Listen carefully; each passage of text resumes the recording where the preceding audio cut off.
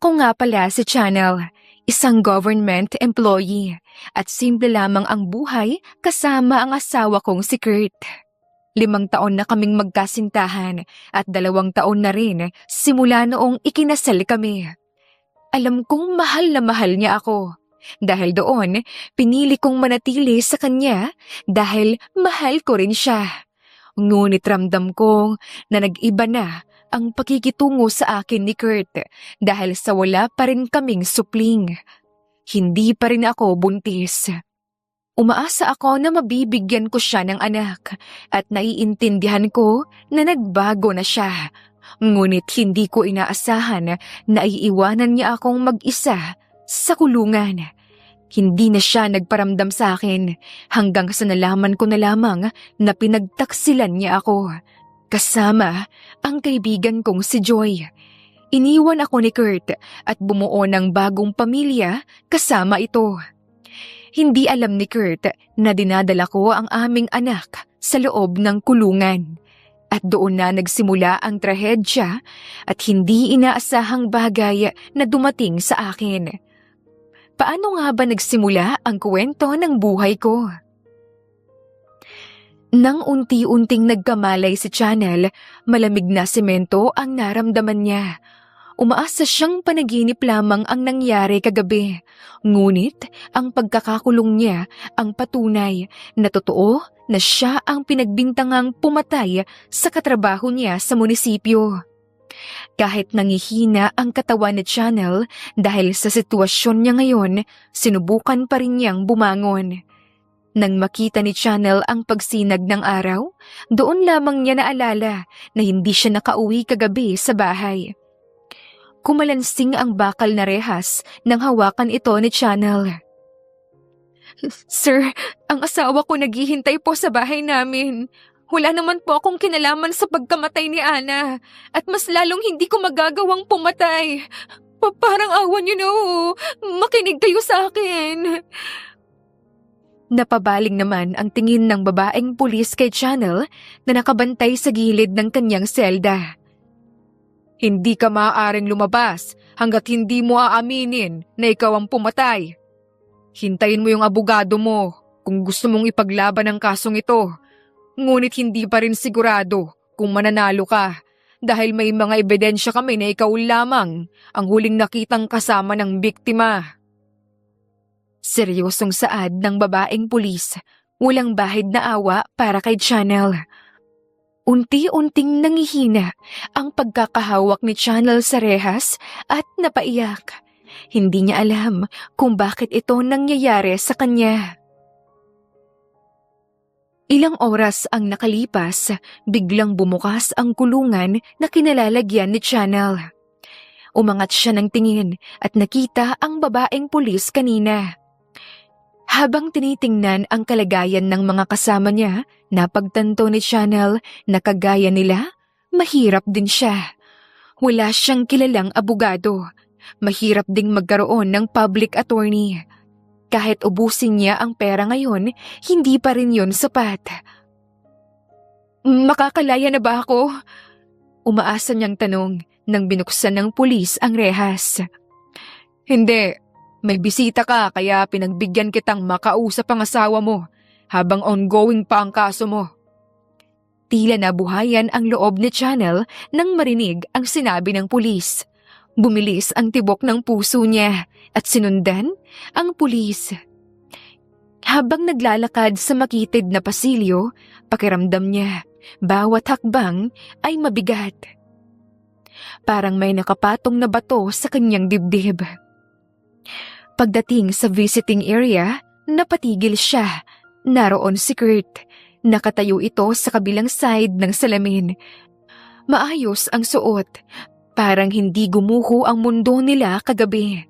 Pero hindi na yon pinansin ni Channel sa sobrang galak niyang makita ang kanyang asawa. "Kurt!" Mahina ngunit puno ng emosyon niyang tawag. Napatingin sa kanya ang lalaki. Agad itong lumapit sa salamin nang makita siya. "Channel, paanong nakakulong ka? Totoo ba ang bali-balita?" Napaiyak si Channel at agad na lumapit sa harang. Idinikit niya ang palad sa salamin. Hindi akong pumatay sa kanya. Nakita ko na lang siyang duguan. Sinubukan ko lang siyang tulungan, Kurt. Maniwala ka sa akin. Alam mong hindi ko magagawa yon. Hindi ko kayang pumatay. Paliwanag niya na tila si Kurt lang ang tanging taong maniniwala sa kanya. Tinitigan siya ni Kurt ng ilang segundo bago ito nagsalita. Gusto kitang paniwalaan, Channel. Alam kong mabait ka. Pero kasi, ang hirap. Lalo na't may ebidensya silang pinakita. Galit na galit ang pamilya ng biktima. Naguguluhan na rin ako, Channel. Parang may kumirot sa puso niya sa sinabi ni Kurt. Ramdam niya na may pagdududa rin si Kurt sa kanya ngayon. Naiintindihan niya ang rason nito, ngunit masakit para sa kanya na ang tanging taong naniniwala sa kanya palagi ay tuluyan nang nawawala ang tiwala sa kanya. Hindi ka ba naniniwala sa akin, Kurt? Ilang taon din tayong magkasama. Ano naman ang rason ko para pumatay ng tao, di ba? Kumikirot ang kanyang dibdib. Dahil pakiramdam niya, nawawalan na siya ng pag-asa. Bahagyang napaatras si Channel nang wala siyang narinig na tugon. Wala kang tiwala sa akin. Pasensya na, Channel. Magulo ang sitwasyon ngayon. Hindi ko alam kung saan ako mag-uumpisa. Nakita ko sa CCTV na ikaw ang huling kasama niya. Kaya mahirap ding may paglaban na hindi ikaw ang pumatay. Tila kahit ito, hindi rin alam kung paano matutulungan ang asawa. Hindi ibig sabihin nun na ako na yung pumatay sa kanya. Huwag kang sumigaw. Nakakahiya, Channel. Susubukan kong ayusin to, okay? Hindi lang ikaw ang naghihirapan ngayon. Kahit ako rin. Paano mo aayusin, ha? Nakakulong ako ngayon, Kurt. Pinagbintangan at sirana sa mga tao. Kaya higit na mas mabigat ang paghihirap ko ngayon. Natahimik si Kurt, napaiwas ng tingin sa Channel. Ilang minuto silang naging tahimik hanggang sa basagin ito ni Kurt. Maghahanap tayo ng abogado. Susubukan kong humingi ng tulong. Pahayag ni Kurt at saka tumayo na sa pagkakaupo. Kailangan mo munang tiisin ang pananatili mo rito sa selda habang naghahanap ako ng paraan para makalaya ka. Sa ngayon, kailangan ko nang umalis, Channel. Napatitig si Channel sa asawa niya. Hinahanap niya ang dating lambing, ang dating pag-aalala. Hindi na niya batid kung ano ang tunay na nararamdaman ngayon ni Kurt. Ngunit, kahit nag-iba man si Kurt, asawa pa rin niya ito. Gusto kitang yakapin, love. Malungkot na nakatingin ito sa kanya. Hindi pwede. Kahit gustuhin ko man, Chana. Lumunok si Channel at pilit na ngumiti. Nasasaktan siya na hindi niya magawang hawakan si Kurt. Okay lang. Ang importante, binisita mo ko. Gusto kong dalawin mo ako rito kung may pagkakataon ka. Sapat na sa akin yun. Ngunit kahit papano, guminhawa rin ang kanyang pakiramdam dahil alam niyang gagawa ng paraan si Kurt para mailigtas siya. Saglit namang natahimik si Kurt at tipid na ngumiti sa kanya. Magpakatatag ka, love. Babalik ako. Mag-iingat ka, love. Mahal kita. Saglit na nagtagpo ang kanilang mga mata. Mahal din kita. Tugon ni Kurt, ngunit tila may distansya ang tono. Pagkaalis ng asawa niya, pakiramdam ni Channel mas lalong lumiit ang kanyang mundo. Habang lumilipas ang mga araw, walang balita mula kay Kurt. Hindi na ito nagpaparamdam. Umaasa si Channel sa pangako ng kanyang asawa, ngunit isang buwan na siyang hindi nito binibisita. Hindi na mapakali si Channel. Iniisip na lang niyang baka abala na ito sa pag-aasikaso sa kanyang kaso.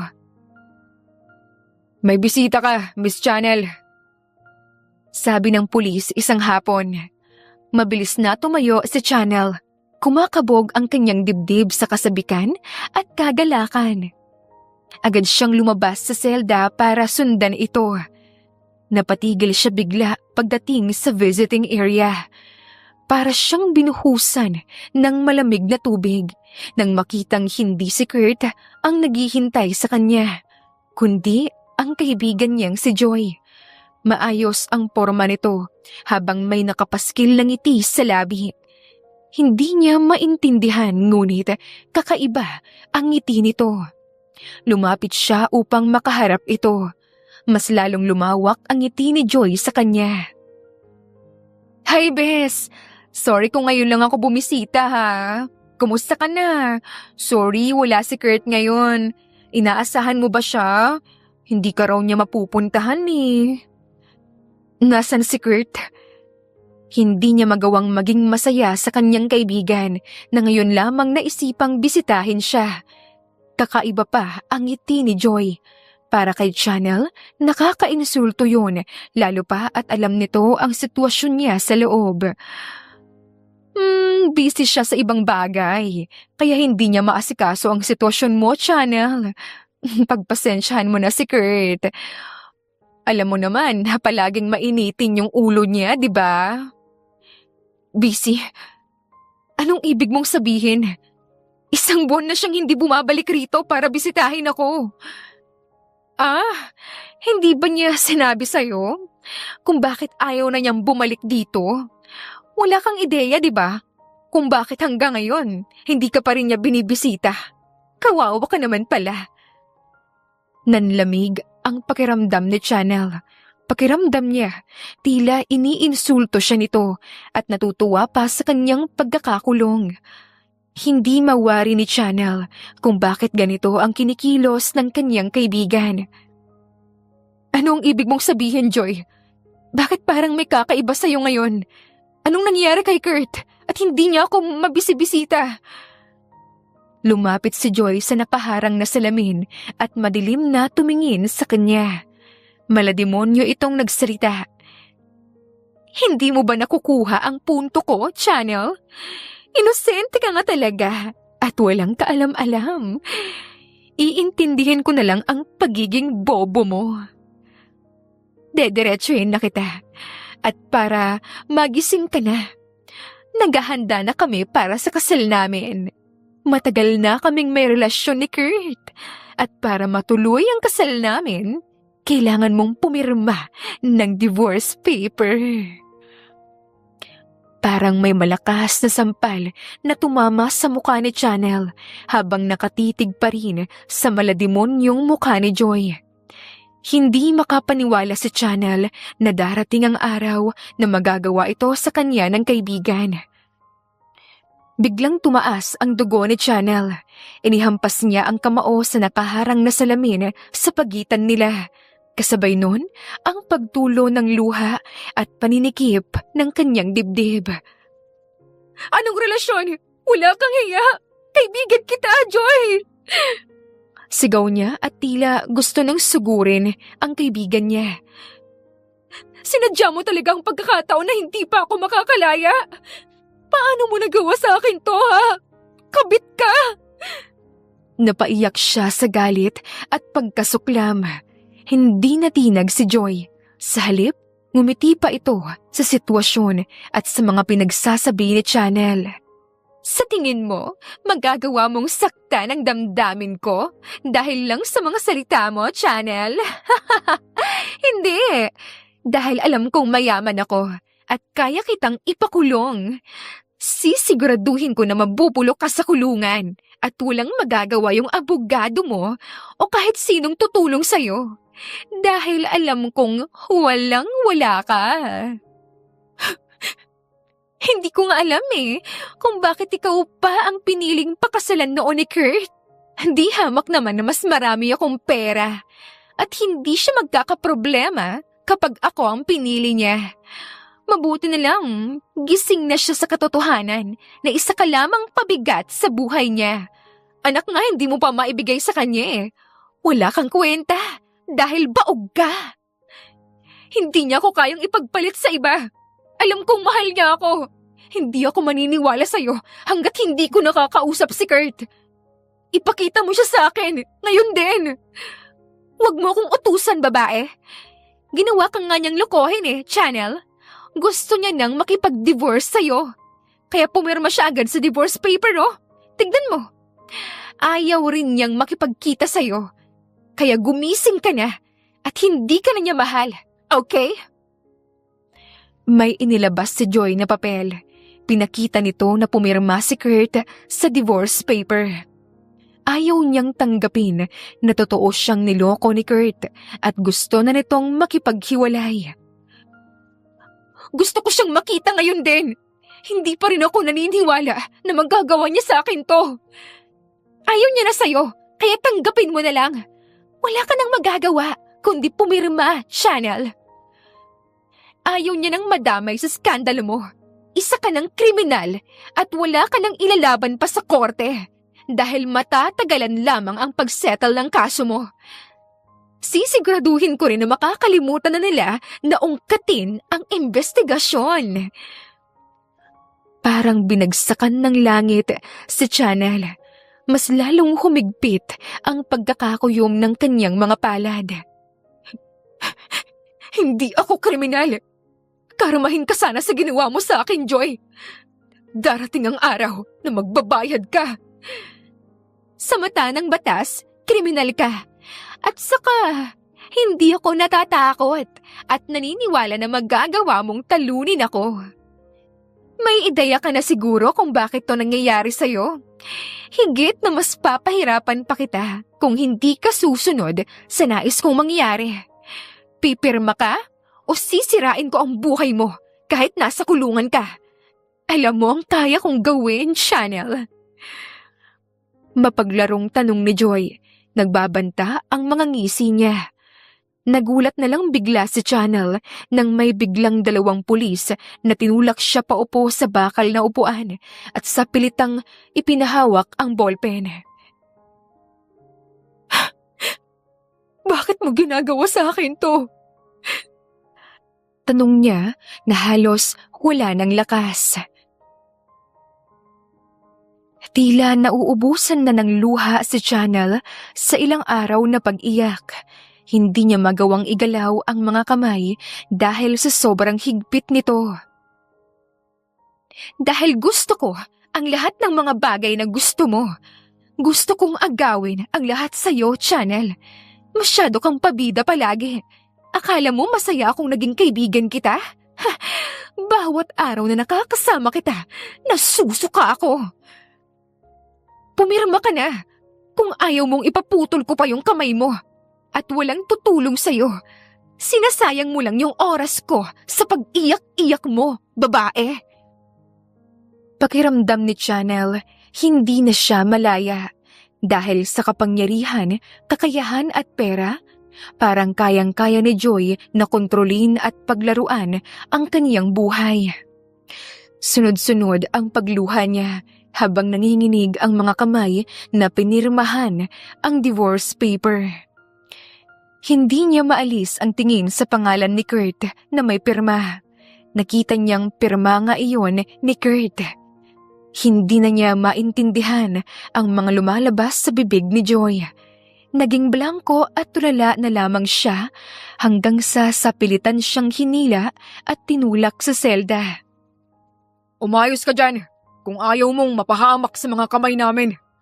Alam mo na ang mangyayari sa'yo kung magmamatigas ka pa. Seryosong saad ng isang pulis. Pinunasan niya ang kanyang mga luha. Biglang sumagi sa isip niya na tunay na makapangyarihan at maimpluwensya ang pera. Na kahit sandamakmak ang magiging batas rito sa Pilipinas, kahit sabihing makakaligtas ka basta may batas, ang lahat ng iyon ay baliwala kung may pera at koneksyon ng isang tao. Nangyari ang trahedya at pagkakakulong ni Channel nung araw na nagtatrabaho siyang payapa sa munisipyo. Sa kaniyang pag-uwi galing sa trabaho, nakita niyang duguan ang katrabaho niyang si Ana. Hindi nagtagal, binawian din ito ng buhay. At hindi inaasahan ni Channel na sa gabi ring iyon, pinagbintangan siya ng mga pulis na siya ang pumatay kay Ana. Hindi nila pinakinggan ang paliwanag niya. Hindi rin siya pinaniwalaan ng kanyang asawang si Kurt. Sa huli, tuluyan siyang pinabayaan sa kulungan. Nalaman niyang niloloko siya ni Kurt at ng kanyang kaibigang si Joy. Sa pilitang ipinapirma sa kanya ang divorce paper. Para kay Channel, naging bangungot ang buhay niya sa kulungan dahil nagagawa ni Joy na pahirapan siya. Hindi na niya mabilang kung ilang araw o linggo na ang lumipas. Sa selda, pare-pareho ang umaga at gabi. "Channel, kumain ka muna," mahinang sabi ni Aling Rosa habang inilalapit ang tray ng pagkain. Napatingin si Channel ngunit bahagya siyang umiling. "Wala po akong gana, Aling Rosa. Pakiramdam ko, parang mabigat lahat." Umupo si Aling Rosa sa kanyang tabi at marahang hinawakan ang balikat niya. "Hindi pwedeng hindi ka kakain, kahit kaunti lang. Ganito talaga sa presinto. Kailangan mong maging malakas. Nakakapagod dahil araw-araw. Kailangan nating lumaban. Pero ganoon talaga ang buhay."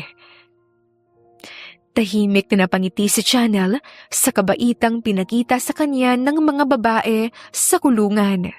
Kaya naman, nagsimula na siyang kumain para hindi na ito mag-alala. Sa kabilang sulok, nagsalita pa ang isang babae. "Alam mo, kala ko dati, puro masasama ang mga nandito. Pero hindi pala. Minsan, wala lang talagang laban sa mga mayayaman na katulad nila. May gusto ring mga magbago. Ngunit mahirap nang makuha ulit yung tiwala kung nasira. May iba't ibang ipinaglalaban at kwento ang mga tao rito. Kaya talagang iisipin mo na hindi mo magagawang husgahan sila kaagad. Hindi po sapat ang katotohanan dito. Mahirap ipaliwanag sa lahat na wala kang kasalanan. Kung ang pinaniniwalaan nila ay ang mga sabi-sabi at sa isang banda lamang nakikinig, hindi sapat na inosente ka lang." "Oo naman, kung wala kang pera, wala kang boses." Nanikip ang dibdib ni Channel. Unti-unti niyang naintindihan na hindi lahat ng nasa kulungan ay kriminal. May ilan na katulad niya, natalo lang ng sistema ng bansa, ng mga tao. Biglang kumirot ang sikmura niya dahilan ng pagkatigil niya. Napahawak siya sa bibig at mabilis na tumayo. "Sandali lang." Halos matumba siya habang tumatakbo papunta sa CR. Paulit-ulit siyang sumuka. Nanginginig ang kanyang katawan. Para bang gusto niyang isuka ang mga kinain niya, ngunit walang lumalabas. "Channel!" Nag-aalalang tawag ni Aling Rosa habang nakahawak sa likuran niya. Huminga ng mabigat si Channel. Ilang araw na itong nangyayari sa kanya. Nahihilo at nasusuka siya. Sa isip niya, baka sa mga kinain niya ito. Ngunit pare-pareho naman ang mga kinakain nila, kaya imposibleng siya lang ang nakakaramdam nito. Kung sakaling meron mang kakaiba sa pagkain. "Delayed ka ba? Kaya ka nagkakaganyan, Channel?" Natigilan ang dalaga sa tanong nito. Unti-unti siyang napaupo sa sahig. Nanlalaki ang mata. Napahawak siya sa tiyan at nanginginig ang kamay. Unti-unting napagtagpi-tagpi niya kung bakit ganito ang kanyang sitwasyon. Hindi pwede. Bakit ngayon pa? Kinakabahan niyang bulong at napailing. Hindi siya naniniwalang buntis siya. Ilang ulit na nilang sinubukan noon ni Kurt na magkaroon ng anak. Ngunit kailanman hindi siya nagbuntis. Palaging negative ang result sa tuwing nagpapa-check up. Dahan-dahan namang lumapit si Aling Rosa. Ilang linggo na ba ang delay mo, Iha? Baka iba na yan. Hindi agad nakasagot si Channel. Ramdam niyang bumibilis ang tibok ng puso niya. Hindi pa niya makumpirma kung talagang buntis siya. Ngunit may mga signs na rin na nagdadalang tao siya. Sa tingin ko, buntis ka nga, Iha. Napapikit si Channel at napahawak sa tiyan. Kusang tumulo ang mga luha niya. Hindi niya alam kung matutuwa ba siya na sa wakas buntis na siya o matatakot at magagalit kung bakit ba siya nabuntis ng lalaking nanloko sa kanya. Gusto mo bang ipaalam sa asawa mo? Ay, oo nga pala. Hindi ko nakitang bumibisita siya rito. Nasaan na nga ba yon? Binibisita ka ba niya? Tahimik naman saglit si Channel. Hindi pa pala niya nasabi sa mga kasama niya na wala na siyang pamilyang inaasahan sa labas. Wala na kaming relasyon. Pinabayaan niya na ako. Baka nga, masaya na yun eh. Dahil mayaman yung bago niyang asawa. Baka masaya siya na hindi ko magawang sugurin siya at pabor sa kanyang nakakulong ako. Hindi pa alam ni Kurt. At ayokong malaman niya kung sakaling buntis ako. Nagulat man ang mga kasama sa narinig, hindi na sila nagtanong pa. Lumipas ang 2 linggo. Tuluyan nang naniniwala si Channel na siya ay buntis. Inaalagaan siya ng mga babae sa kulungan at naging panatag naman siya. Ngunit hindi nagtagal ang katahimikan. Biglang bumukas ang rehas. Miss Channel! Malakas na sigaw ng pulis. Napalingon naman ang lahat ng mga babaeng nasa kulungan. Kasama si Channel. Nagtataka siya kung bakit sinigaw ng pulis ang kanyang pangalan at biglang pumasok sa selda na tila susugod. Tumayo ka! Sumama ka sa amin! Ha? Saan niyo ako dadalhin? Hindi sumagot ang pulis. Sa pilitan siyang pinatayo. Nagulat na lamang siya nang hilain siya ng 2 pulis sa magkabilang kamay. Hoy! Bakit niyo siya hinihila ng ganyan? Ano bang kasalanan sa inyo ni Channel? Sigaw ng mga babae. Huwag niyo siyang sasaktan! Maawa kayo sa kanya! Para bang gusto nang makalabas ng mga ito para iligtas si Channel. Ngunit walang nakinig. Tila mga bingi ang mga ito at walang pakiramdam na masakit ang pagkakahila nila kay Channel. Pakiusap, sandali lang po. Nasasaktan ako.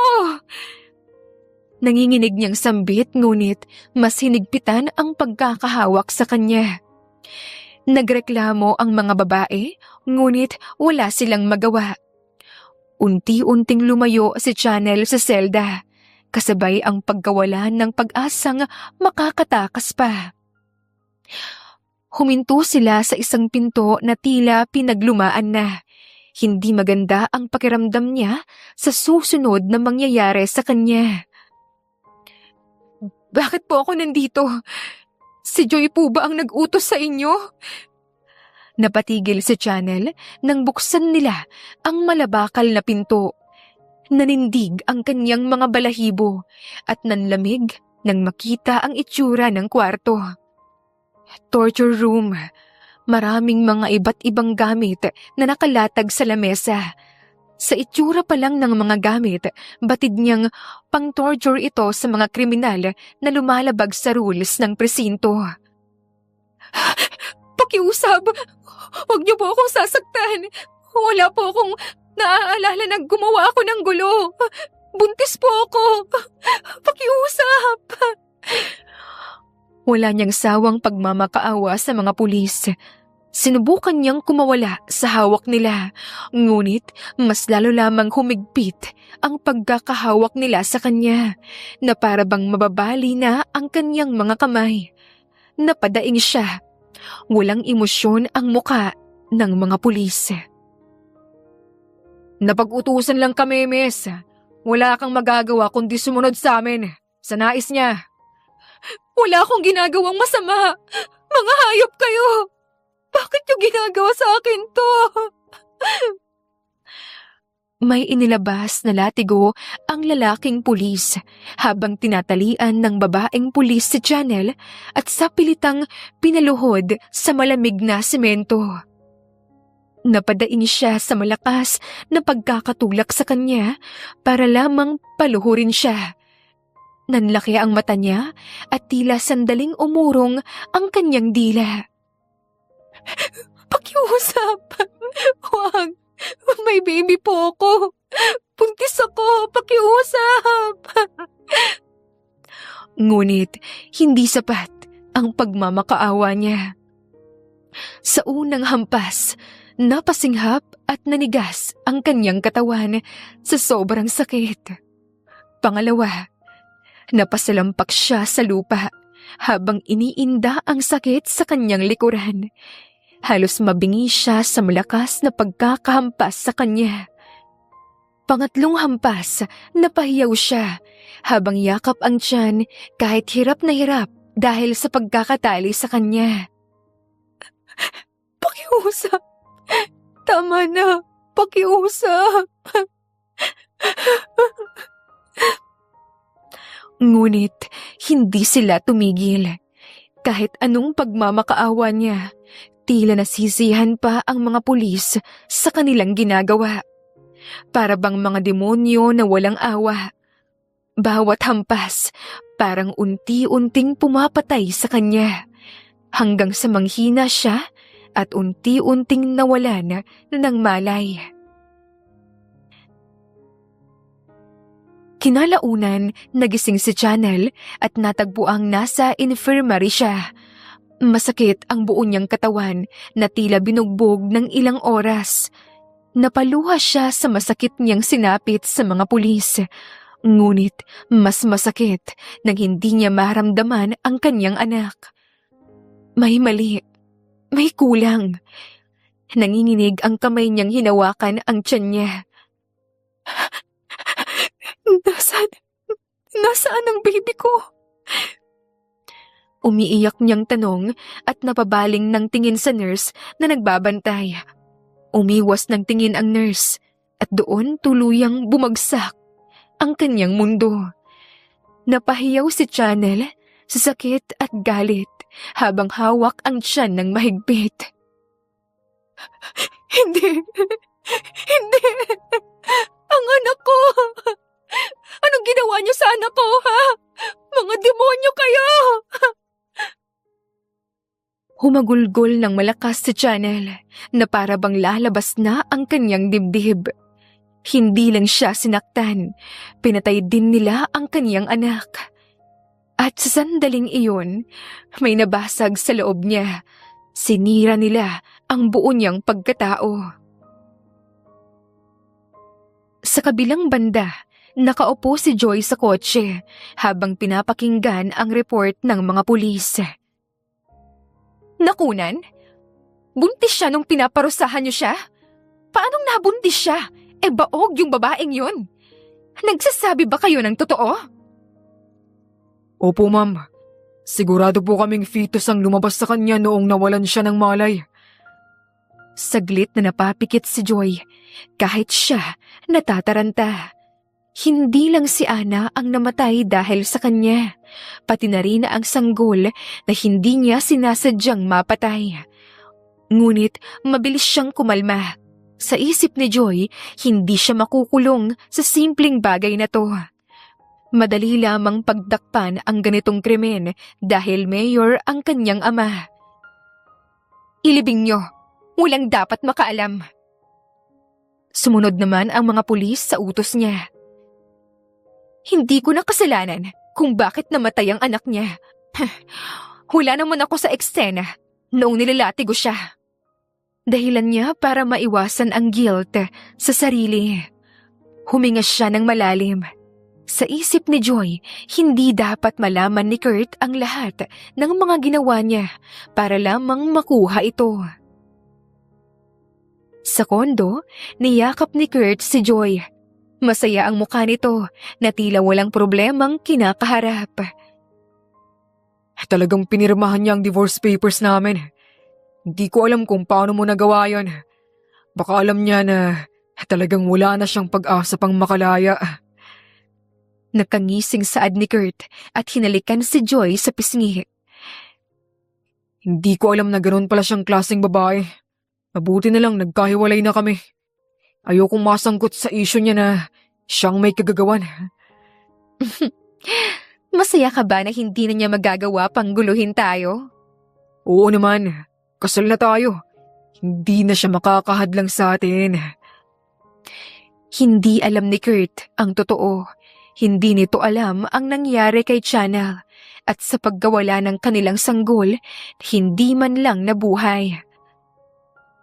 Si Channel ang may kasalanan kung bakit ganito ang nangyari sa kanya. Matigas niyang sambit, kinukumbinsi ang sarili na lahat kasalanan ni Channel kung bakit hindi sila nagkaroon ng anak. Iyon ang pinapaniwalaan niya. 1 taon na ang nakalipas nang magsimulang magloko si Kurt. Hindi niya matanggap na hindi na sila magkakaanak ni Channel, kaya niya iyon nagawa. Ilang buwan ang lumipas, hindi naging madali para kay Channel ang lahat. Pakiramdam niya, naging masama ang mundo sa kanya dahil maling lalaki ang napakasalan niya. Nawalan pa siya ng anak kung kailan inaasam niyang maging isang ina. Bigla lamang bumukas ang selda. Sanay na siya sa tunog na yon. Kadalasan, wala itong magandang ibig sabihin. Channel Reyes! Tawag ng babaeng pulis, isa sa nagbarusa sa kanya. Napatingin siya ngunit walang emosyon ang mukha niya. Imbes na matakot sa taong nanakit sa kanya. Anong sadya mo rito? Gusto ba ulit pahirapan ni Joy ang buhay ko? Bakit hindi mo nalang ako patayin? Para matapos na to. Malamig niyang tanong, wala nang bahid ng kabaitan at galang. Para sa kanya, demonyo ang mga taong nagpapasilaw sa kapangyarihan at kayamanan. At isa roon ang mga pulis. Hindi niya ito mapapatawad. Makakalaya ka na. May taong gustong kumausap sa'yo. Nakayukong saad ng babaeng pulis. Para bang may mga bagay na pinagsisihan ito, kaya hindi matingnan si Channel. Walang emosyong napangisi si Channel at umismid. Kung sino man ang gustong kumausap sa akin, sigurado ako na amo niyo yon. Napatayo si Channel at unti-unting lumabas ng selda. Nakatayo pa rin ang babaeng pulis sa kanyang tabi. Mas lalong bumubukal ang galit ni Channel sa mga taong nakapaligid sa kanya. Gusto niyang saktan ang mga ito sa galit. Ngunit anong magagawa niya? Patay na ang kanyang anak. Si Joy ba? Ang taong naghihintay sa akin? Bakit niya ako pinalaya? Akala ko ba mabubulok ako sa kulungan dahil yun ang nais niya? May binabalak ba kayo sa akin? May abogadong tumulong sa'yo. Gusto ka niyang makita. Makakalaya ka na. Seryosong sagot ng pulis ngunit may bahid sa boses nito na naninimbang kay Channel. Hindi batid ng dalaga kung bakit tila natatakot na ito sa kanya. Sigurado ka ba? Dahil sa pagkakaalam ko, hindi ito hahayaan ni Joy. Pinaglololoko mo ba ako? Tumaas ang boses niya at anumang oras ay gagawa na ng skandalo. Umiling ang pulis. Bahagyang lumambot ang boses. Totoo ang mga sinabi ko. Kung gusto mong makasigurado, puntahan mo siya. Hanggang dito na lamang ako.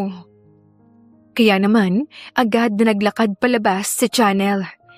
Hindi na siya makapaghintay kung sino ang taong iyon at kung totoong lalaya na siya ngayon. Nawalan na siya ng pag-asa, kaya ayaw na niyang umasa pang may tutulong pa sa taong katulad niya. Paglabas niya sa gate, natamaan siya ng liwanag. Napapikit siya sandali. Ilang buwan niyang hindi naramdaman ang ganitong hangin at doon niya nakita ang lalaking nakatayo sa harapan. Matangkad, maayos ang suit, may edad ngunit matibay ang tindig. Ngunit ang mga mata nito, puno ng emosyon na hindi niya maipaliwanag. Channel, Halos pabulong na saad ng lalaki. Napatigil naman sa Channel. Hindi niya kilala ang boses na yon, ngunit may kakaibang pamilyar. Lumapit ang lalaki, nanginginig ang kamay, na hinawakan ang kanyang kamay. kilala mo ba ako, anak? Ako ito, ang papa mo. Emosyonal na wika ng lalaki at tuluyan ng umiyak sa harapan ng babae. Isang salita na nagpatigil kay Channel. Hindi gumalaw si Channel. Hindi siya umiyak. Hindi siya nagsalita. Tinitigan lang niya ang mukha nito. Parang hinahanap kung totoo ba ito. Hindi. Wala akong papa. Matagal na siyang wala. Isa ka ba sa tauhan ni Joy para paglaruan ako? Nagdududa niyang tanong. Kinukumbinsi ang sarili na wala na siyang pamilya. Wala na ang kanyang ina, kaya hindi na siya umaasa pang makikita pa niya ang kanyang ama. Lalong napaluha ang lalaki habang tinitingnan ang kanyang kalagayan. Anak, hindi kita pinaglalaruan. Totoong ako ang iyong ama. Bernard Valdez ang pangalan ko. Kung naikuwento sa'yo ng mama mo, patawarin mo ako, anak. Kilalang pangalan iyon. Kahit nasa kulungan siya, naririnig pa rin niya yon. Isang malaking attorney, respetado, makapangyarihan, at higit sa lahat, hindi ito basta-basta. May bigat na nakadagan sa dibdib ni Channel. Kung sakaling ikaw ang ama ko, bakit ngayon ka lang dumating? Nasaan ka nung kailangan kita? Nasaan ka habang binubuhay ako ni Mama ng mag-isa? Nasaan ka nung hinahanap kita, ha? Unti-unting humina ang boses ni Channel sa sobrang emosyon. Hindi agad nakasagot si Bernard. Lumapit ito at niyakap si Channel. At sa unang pagkakataon matapos ang ilang buwan, may taong yumakap din sa kanya dahil sa pangungulila. Ako ang may kasalanan. Hindi ko alam na buntis ang mama mo noong nagkahiwalay kami. Hinanap ko siya. Hinanap ko kayo. Pero hindi ko na kayo mahanap. Pakiramdam ko, wala akong silbing asawa at ama sa inyo ng mama mo. Kahit nasa akin ang lahat, hindi ko man lang kayo nahanap kaagad. Napapikit si Channel habang umiiyak. Pagod nang umiyak si Channel, ngunit tila may natitira pang pighati sa kanyang dibdib. Sa loob-loob niya, matagal niya na itong pinapangarap na makilala ang kanyang ama. Matagal kitang hinanap at nitong mga nakaraang buwan lang ako nagkaroon ng lead kung nasaan kayo. Pero huli na, wala na ang mama mo. Hindi ko man lang siya naabutan. Hindi man lang niya narinig na mahal ko siya. Hindi sapat ang pera at ari-arian ko para maging kontento ako sa buhay. Napagtanto kong masigit akong natatakot na mabuhay na wala kayo sa buhay ko.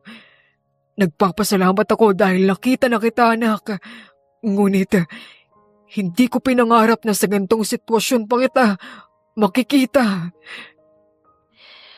Maluhaluhang sinuri ni Bernard ang kanyang itsura. Napahigpit ang hawak ni Channel sa damit ng kanyang ama. Pakiramdam niya, muling naging buo ang kanyang pagkatao nang yakapin siya ng kanyang ama. Sorry anak.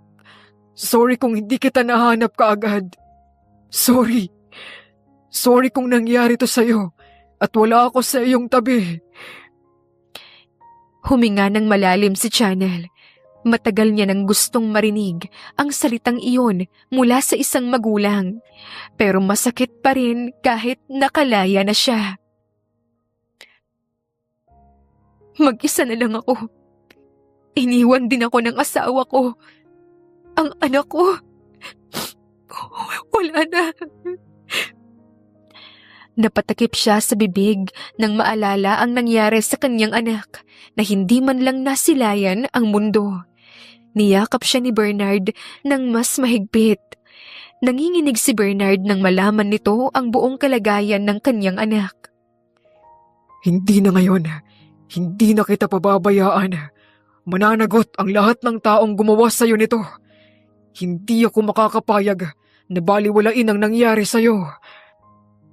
Tahimik na umiyak si Chanel sa balikat ng ama. Hindi pa rin niya maiproseso ang lahat. Ngunit sa unang pagkakataon, may taong gustong manatili sa kanyang tabi. Matapos mag-usap ni Chanel at ng kanyang ama, nagkaroon sila ng linaw at mas naiintindihan na ngayon ng dalaga kung bakit sila noon hindi binalikan ng kanyang ama.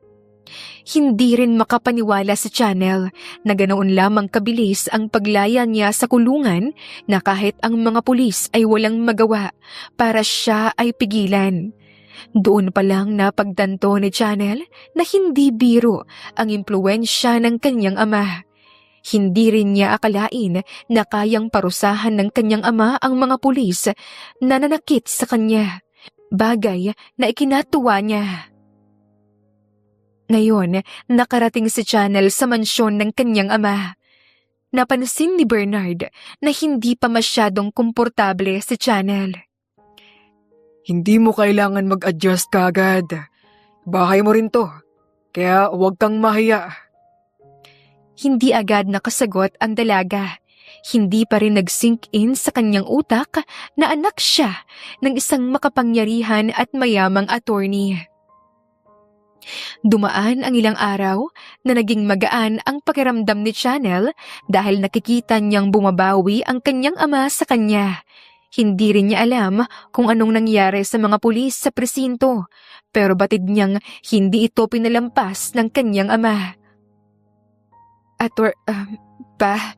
Anong nangyari sa mga pulis na yon? Muntik niya nang tawaging attorney ang kanyang ama. Napayuko tuloy siya dahil hindi pa rin siya sanay na may tinatawag siyang papa. Napangiti naman si Bernard dahil doon. Sa susunod ko na ikukwento, anak. Sinisigurado ko na hindi sila kailanman makakapagtrabaho. Gusto kong magpahinga ka muna dahil magiging masama ito para sa'yo kung palagi mo silang iniisip. Walang nagawa si Chanel kundi tumango at magdiwala sa kanyang ama. Sa kabilang banda, galit na galit si Joy nang malaman nito ang pagkalaya ni Chanel. Anong ibig sabihin nitong nakalaya siya? Sigaw niya sa opisina ng mayor. Hindi naman makatingin ang mga pulis. May attorney na pumasok po sa kaso. Bigating tao. Wala kaming nagawa kaya pinalaya namin siya. Nung pangalan ng attorney na to, para malaman ko kung sino ang sumuway sa utos ko. Bernard Valdez. Nanlamig ang katawan ni Joy. Kilala niya ang pangalang iyon. Napaatras siya. Hindi mapakali ang dibdib niya sa nalaman. Imposible! Bakit niya tinulungan ang babaeng iyon? Paano na to? Papa, bakit niyo hinayaan? Galit at takot ang nararamdaman ngayon ni Joy na kailanman hindi niya naramdaman. Joy, hindi basta-basta ang attorney na yon. Sagot ng mayor, nag-aalangan din na sundin ang gusto ng anak. Hindi natin siya kayang kalabanin kahit mayor pa ako. Sa oras na kalabanin natin siya, maaaring malagay sa delikado ang posisyon ko bilang isang mayor. Palagpasin mo muna ngayon at saka hindi ka kayang kalabanin ni Chanel. Mas lalo siyang nataranta. Alam niyang hindi ito titigil at babalikan siya. Baka malaman din ni Kurt ang lahat ng katotohanan. Hindi ko hahayaan na mangyari yon. Akin ang asawa niya at mababaon sa hukay ang pagkamatay ng kanilang anak. Bulong ni Joy habang nanginginig ang mga kamao. 6 na buwang unti-unting binuo ni Chanel ang sarili niya. Hindi na siya ang babaeng umiiyak sa malamig na sahig ng kulungan. Hindi na siya ang babaeng nagmamakaawa para sa buhay ng anak na hindi na niya nailigtas. Ngayon, siya na si Chanel Valdez. Sigurado ka na ba? Huwag mong ipilit ang sarili mo kung hindi ka pa handa. Tanong ni Bernard isang gabi habang magkatapat silang nakaupo sa study room nito. Tahimik si Chanel, nakapatong ang mga daliri niya sa ibabaw ng mesa, ngunit halatang kontrolado ang emosyon. Matagal ko nang pinag-isipan to, Papa. Hindi ito padalos-dalos. Pinaghandaan ko na ang mangyayari sa akin. Tinitigan siya ni Bernard. Kung paghihiganti ito, Hindi lang paghihiganti. Hustisya ang gusto kong mangyari, Papa. Kung sa tingin nila babaliwalain ko ang nangyari sa akin, nagkakamali sila. handa akong suportahan ka. Pero Chanel, hindi ito laro. Hindi pa ito ang tamang oras. Maraming posibleng mangyari sa oras na magpapakita ka na sa kanila. Kapag sinimulan mo, wala nang atrasan. Ngayon pa ba ako aatras? Gayong sinira nila ang buhay ko? Hindi ako makakapayag na masaya sila sa anumang meron sa kanila ngayon. Sisirain ko ang pangarap na binubuo nila. Seryoso niyang usal. At doon naintindihan ni Bernard, hindi na ito simpleng sugat. Isa na itong layunin. Sa loob ng 6 na buwan, hindi nagpaka-prinsesa si Chanel. Pinag-aralan niya ang negosyo, pinaghirapan niya ang lahat, itinayo niya ang sariling kumpanya sa import-export trading. Hindi siya nakilala bilang anak ng makapangyarihang abogado. Nakilala siya bilang matalinong negosyante. Ginamit niya ang lahat ng kaalaman niya sa trabaho at sa pag-aaral niya noon. Naabot niya na ang sandamakmak na pera, ngunit hindi pa rin yung sapat para siya ay maging masaya. At sa isang engranding party na inihanda ni Bernard para sa mga kapwa-abogado, negosyante at ilang personalidad sa gobyerno, doon opisyal na ipinakilala si Chanel bilang anak ni Bernard Valdez. Mula sa hagdan ng Grand Ballroom, bumaba si Chanel. Suot ang isang eleganteng emerald green gown na bumabagay sa maputi niyang balat. Simple lang ang make-up, maayos ang pagkakatali ng buhok. Natahimik sandali ang ilang bisita. Siya ba ang anak ni Attorney Valdez? Siya yung naging milyonaryo bigla, di ba? Ngumiti si Chanel nang may kontrol nang marinig ang bulungan ng mga tao. Hinayaan na lamang niya ang mga ito. Lumapit si Bernard at inilahad ang kanyang kamay. Mga kaibigan, I would like you to meet my only daughter, Chanel Valdez. At sa sandaling iyon, tuluyan ng nabura ang dati niyang apelyido sa mundo ng mga taong naroon. Hindi na siya si Chanel Reyes, isa na siyang Valdez. Makalipas ang ilang oras ng pakikipagkamay at pakikipag-usap, napagod si Chanel. Lumabas siya ng balcony, dala ang isang baso ng juice. Mula sa itaas, kita ang ilaw ng lungsod. Dati, sa malayo niya lamang ito tinitingnan mula sa maliit na bintana ng kulungan. Ngayon, parang kaya na niyang abutin. Nagangat siya ng baso para uminom nang biglang may boses lalaki na nagsalita sa likod niya. Magandang view, no?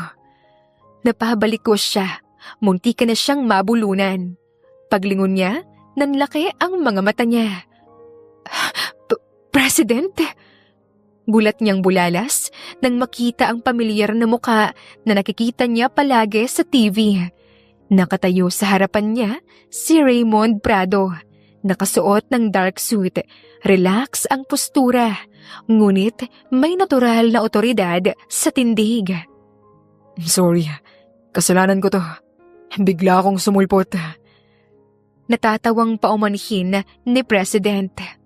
Munti ka nang matalsikan ito ng juice. Ako po ang dapat mag-sorry. Munti ko na po kayong matapunan. Kinakabahan siya na baka magalit ang Pangulo. Ngumiti naman si President Raymond. Isang ngiti na normal na ginagawa ng mga tao. Hindi mo kasalanan, kaya huwag ka nang mag-sorry, okay? Huwag kang kabahan sa akin. Natatawang saad nito. Napahawak si Channel sa kanyang dibdib. Hindi ko lang po inaasahan na makikita ko kayo ng ganito kalapit. Bakit po kayo nandito? Napatingin si Raymond sa lungsod. Minsan, mas gusto kong mag-isa at lumayo sa problema. Yung walang nakatingin sa mga galaw mo. Gusto ko kahit papaano maging normal ang buhay ko. Pero malabong maging normal na mamayan ang sangkatulad ko. Lahat ng tao alam na presidente ako. Kaya malaki ang expectation nila sa akin. Natahimik sandali sa Channel. Ramdam niya ang kabog ng kanyang dibdib. Hindi dahil sa takot, kundi sa kakaibang pakiramdam. Ang lalaking palagi niyang napapanood sa telebisyon, ngayon katabi na lang niya.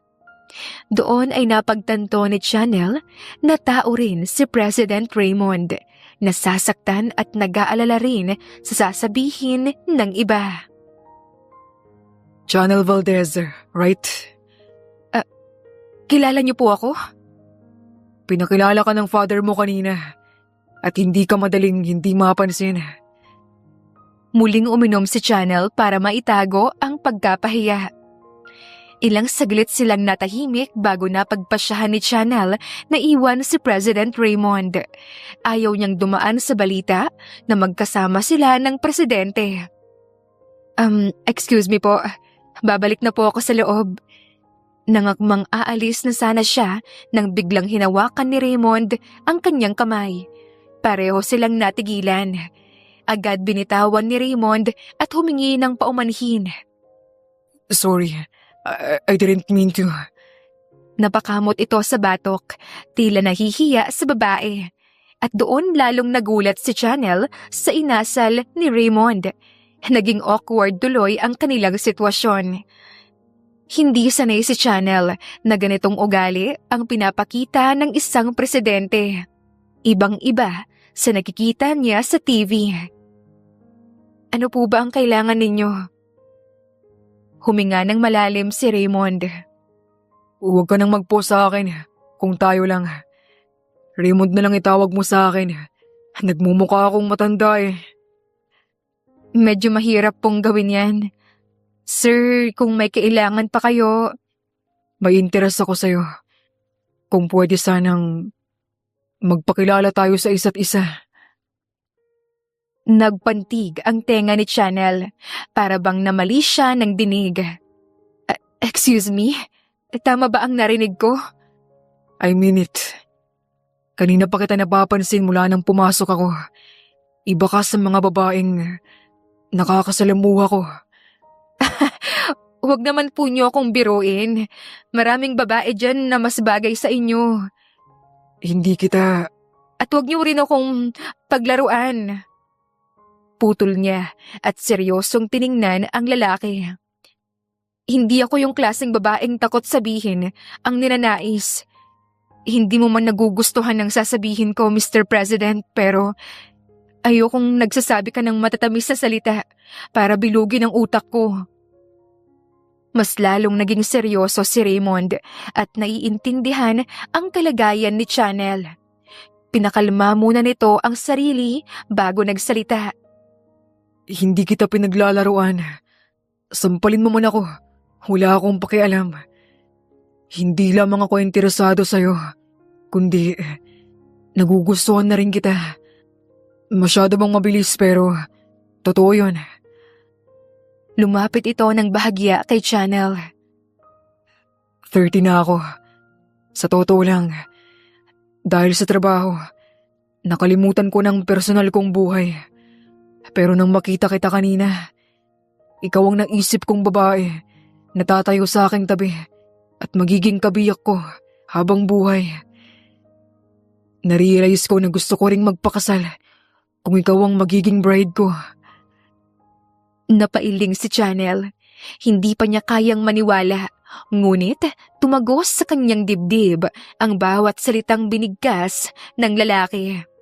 Para bang nanunumpa ito at nakikita ang hinaharap kasama siya. Hindi ganon kadali yun. Hindi mo alam kung gaano kahirap ang magkaroon ng asawa. Sinasabi ko na kaagad sa'yo na mas mabuting wala kang asawa. Alam kong mahirap. Wala namang madaling bagay. Lahat ng mga bagay na nangyayari sa akin, hindi yun naging madali. Dahil nabubuhay ako, kailangan kong panindigan ang mga bagay na gusto kong mapasakin. Nabubuhay tayo na lumalaban sa iba't ibang sitwasyon. Kung mahirap ang pag-aasawa, yun ay buong puso kong ipaglalaban at paninindigan. Gusto kong magkaroon ng asawa at hindi ko yun pagsisisihan. Napakagat sa sariling labi sa Chanel. Tila nawalan siya ng mga salita. Gusto niyang ipaglaban na hindi siya sang-ayon sa mga sinabi ni Raymond. Ngunit nababalutan lamang ng galit ang puso niya dahil sa nakaraan. Kaya ganoon na lang ang pagtutol ni Chanel. Kung iisipin, ang mga sinabi ni Raymond ay ang naging pananaw noon ni Chanel. Ganoon din ang sasabihin niya kung hindi lamang siya binigo ng taong minahal niya.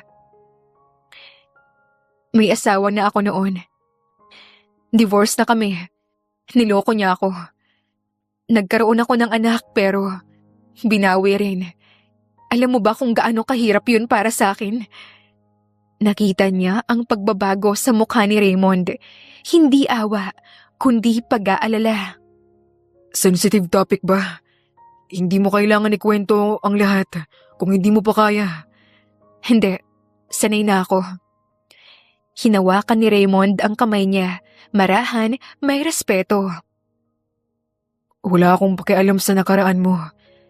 Mas hinahangaan kita dahil doon. Hindi lahat ay kayang tumayo muli matapos wasakin. Nasasaktan ka pa rin kaya huwag mong sabihin na sanay ka na. Huwag mong saktan ang sarili mo. Sana, balang araw, magawa mo ring patawarin ang sarili mo. Napakurap si Chanel. Hindi niya inaasahan ang ganong sagot. Gusto kong makilala mo ako, hindi bilang presidente, kundi bilang si Raymond. Iyon ang gusto ko. Hindi alam ni Chanel ang itutugon. Pagkatapos, biglang nagsalita si Raymond muli. Makikipag-deal ako sa'yo. Kung papayag ka, pakasalan mo ako at tutulungan kitang mapabagsak ang mga taong nanakit sa'yo. Sisiguraduhin kong magiging tapat ako sa pangako ko. Desisyon mo pa rin ang masusunod. Ngunit, hindi ibig sabihin nun na titigil na ako sa pagpurso sa'yo. Nakangising saad niya na para bang makulit. Agad nitong binago ang usapan. Hindi inaasahan ni Chanel na kaya nitong tulungan siya. Ngunit may kondisyon nga lang. May koneksyon ako. May kapangyarihan. Gagamitin ko yun para sa'yo. Madali lang yun para sa akin. Ayos lang din sa akin kung gagamitin mo ako. Tinitigan niya ang lalaki. Hindi niya mabasa kung personal ba ito o bahagi ng politika. Bakit mo ginagawa ito para sa akin?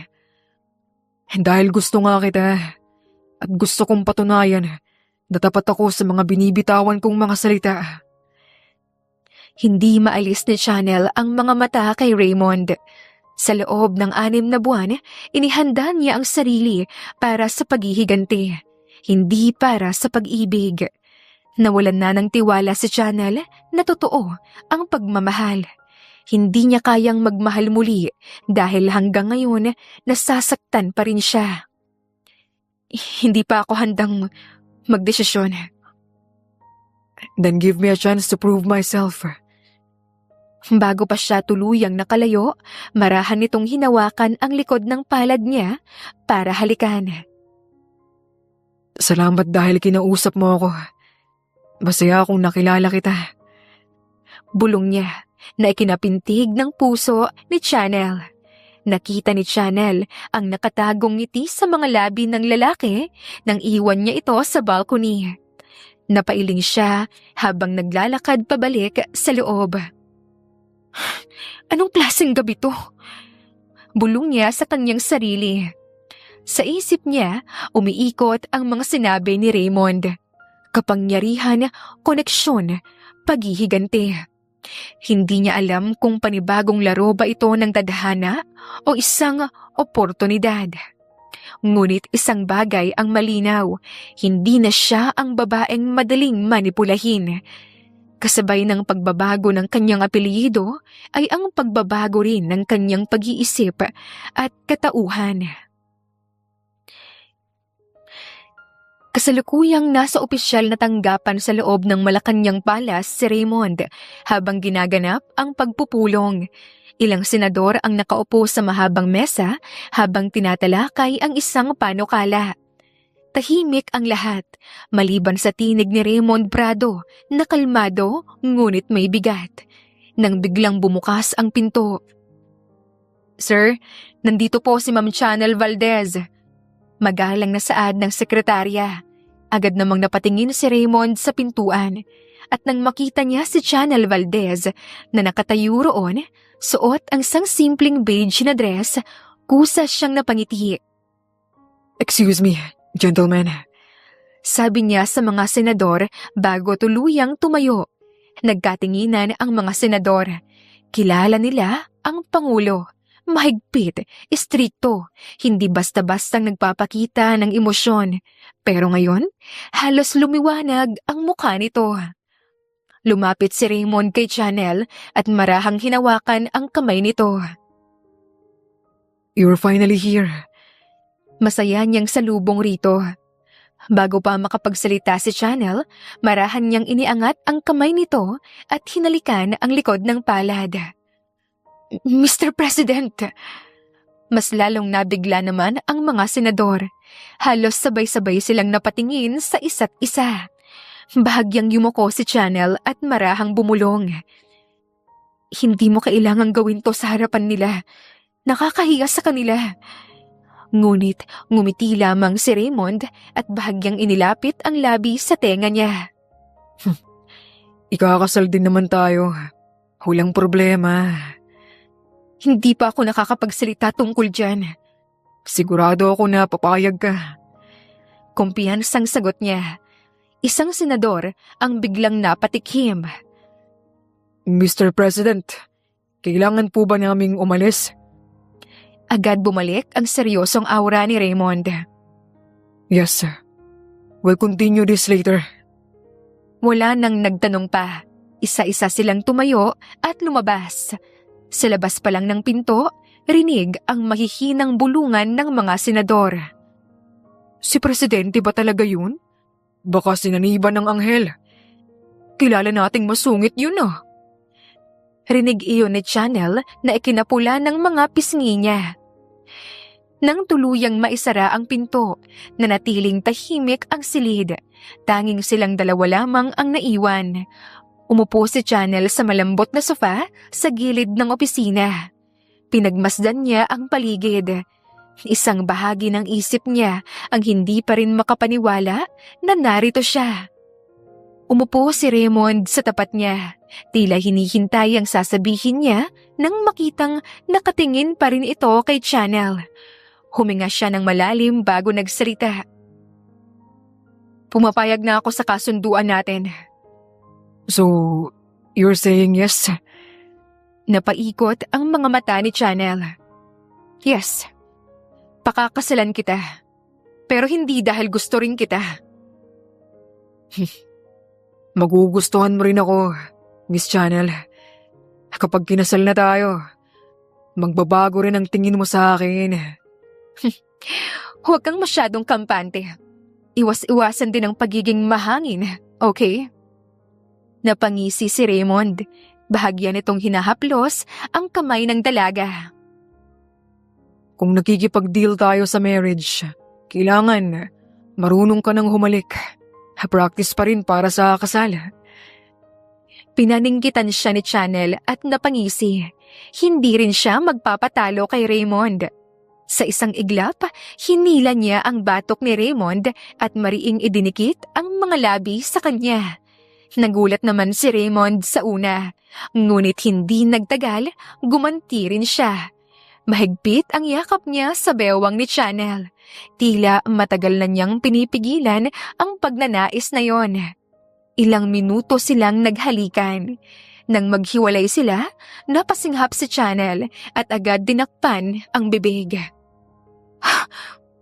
Anong ginawa ko? Hindi niya makapaniwalang bulalas. Mahina namang natawa si Raymond. Hula ng atrasan to, Miss Valdez. Magsasalita pa sana si Channel nang muling lapitan ni Raymond at hinalikan siya. Mas malalim at mas matagal. At sa pagkakataong iyon, hindi na siya umiwas. Tumugon siya at hinayaan ang nararamdaman. Isang buwan silang nag-date. Hindi alam ng publiko ang detalye. Ngunit mabilis kumalat ang balita na may espesyal na babae ang Pangulo. At dumating na nga ang araw ng kasal. Sa loob ng Manila Cathedral, ginanap ang seremonya. Magarbo ngunit elegante. Halos lahat ng kilalang personalidad sa bansa ay naroon. Nagulat ang buong bansa nang ibalita sa telebisyon ang kasal ni President Raymond Prado. Samantala, sa isang mamahaling condo unit, napatayo si Joy sa harapan ng telebisyon na pinapanood. Nanginginig ang mga kamay niya sa halo-halong emosyon. Nasa screen si Channel, nakasuot ng puting gown. Maringal at may tiwalang nakatayo sa tabi ng Pangulo. Hindi! Hindi ito maaari! Malakas niyang sigaw. Agad niyang pinatay ang TV. Hindi niya sinabi kay Kurt ang balita. Hindi niya kayang aminin na mas mataas na ang narating ni Channel kesa sa kanya. Paanong nangyari to? Palabas lang ba to ni Channel? Paanong nagkaroon siya ng koneksyon sa presidente? Galit niyang tanong sa sarili. Nagulat pa rin siya sa nalaman niya. Ngunit nang ireklamo niya yon sa ama, malamig ang sagot nito. Huwag kang gagawa ng kalokohan, Joy. Asawa na siya ni President Raymond. Delikado na ang posisyon ko kapag nalaman ng presidente na tayo ang nagpakulong noon kay Channel. Iwasan mong magkaroon ng gulo. Mas lalong uminit ang dugo ni Joy at hindi magawang sagutin ang ama. Sa isip niya, gagawa siya ng paraan para makaharap si Channel. Pagkatapos ng engrandeng seremonya, dumating ang wedding night. Sa halip na dumiretso sila sa gawian ng mag-asawa, naupo sila sa gilid ng kama. Nakahubad ng coat si Raymond, bahagyang nakangiti, habang pinagmamasdan siya. Tell me about your childhood. Napakunot ang noo ni Channel. Ha? Bakit napunta sa ganoon ang usapan? Takang tanong niya at hindi maintindihan ang binabalak ni Raymond. Gusto kitang makilala. Hindi bilang asawa ng presidente, kundi bilang ikaw. Sandaling natahimik si Channel. Hindi niya iyon inaasahan. Habang nakahiga sila, magkatabi, nagkwentuhan sila tungkol sa mga sugat, kabiguan at mga pangarap na minsang inilibing. Naging komportable tuloy si Channel. Pakiramdam niya, talagang asawa niya ang nasa harapan niya ngayon, hindi isang presidente. Mga katawan nila ay magkadikit na. Ang mga halik ay nagsimula sa barahan, sa noo, sa pisngi. Nang humingi ng pahintulot si Raymond sa mas mababang tinig, tumingin si Channel sa kanya. Sigurado ka ba na handa ka na? Mahinang tumango si Channel. Namula ang mga pisngi niya sa mga halik at haplos ni Raymond na tila sinasamba siya. Ilang araw matapos ang kasal, nagdao si Raymond ng engrandeng selebrasyon sa isang 5-star hotel sa Makati. Puno ng negosyante, opisyal at kaibigan. Habang ipinapakilala niya si Channel bilang kanyang asawa, ramdam ng lahat ang respeto sa paraan ng pagtitig nito sa kanya. Ngunit, nang maglibot ang tingin ni Channel, may isang pamilyar na muka ang bumungad sa kanya. Si Joy. Bahagyang napangisi si Channel. Lumapit siya kay Joy. Kalmado ang bawat hakbang. Hindi maiwasan ni Channel na isipin na totoong bumabaligtad talaga ang mundo. Noon, hindi nagdadalawang isip si Joy na saktan siya at gawin ang nais nito. Ngayon, nag-aalangan na sa kanyang presensya. Salamat at tinanggap mo yung invitation ko. Sana mag-enjoy ka sa party. Peking napangiti si Channel habang diretso ang tingin kay Joy. Mangasim-ngasim na umangat din ang gilid ng labi ni Joy. Hindi nito nagustuhan ang pinapakita ni Channel. Sa unang pagkakataon, hindi na lamang paghihiganti ang nasa isip ni Channel. May kapangyarihan na siya ngayon at kasama niya ang isang lalaking handang sumuporta. Ngunit alam niyang nagsisimula pa lamang ang tunay na laban. Hindi siya uurong. Ngayong kaharap niya na ang malaking banta sa buhay niya. Humahangos si Joy sa galit habang nakatayo sa gilid ng engrandeng ballroom ng hotel. Sa paligid niya ay mga kilalang personalidad, negosyante, opisyal ng gobyerno, artista. Lahat nakangiti at bumabati sa bagong mag-asawang sina Channel at Raymond. Ngunit sa loob niya, tila may sumasabog na bulkan. Mahigpit ang pagkakahawak ni Joy sa wine glass. Napaka-bitch talaga. Porket asawa niya na ang presidente, ganyan na siya umasta. Putulin ko kaya ang buntot niya. Lumapit ang ama niyang si Mayor Villanueva. Seryoso ang muka, ngunit pilit ang ngiti. Umayos ka, Joy. Lalapit tayo sa kanila. Daddy! Aalma sana ito nang makitang nagbabanta ang tingin ng kanyang daddy. Ngayon ang pagkakataon para maayos ang koneksyon natin sa kanila. Kalimutan mo na ang mga nangyari noon. Kung ayaw mong mapahiya tayo, kung sakaling muli iyong mauungkat. Mariing bulong ng Mayor. Kahit sangkot si Mayor noon sa pagpapakulong kay Channel, ngayon nagpapakumbaba na ito. Politika ang umiikot sa isipan nito, hindi pride. Walang nagawa si Joy kundi sumunod. Lumapit sila sa mag-asawa. Napatingin si Channel nang makita sila. Hindi nabura ang ngiti sa kanyang labi, ngunit malamig ang mga mata. Mr. President! Magalang na bati ng Mayor at bahagya itong yumuko. Congratulations! At sa'yo rin, Mrs. Prado.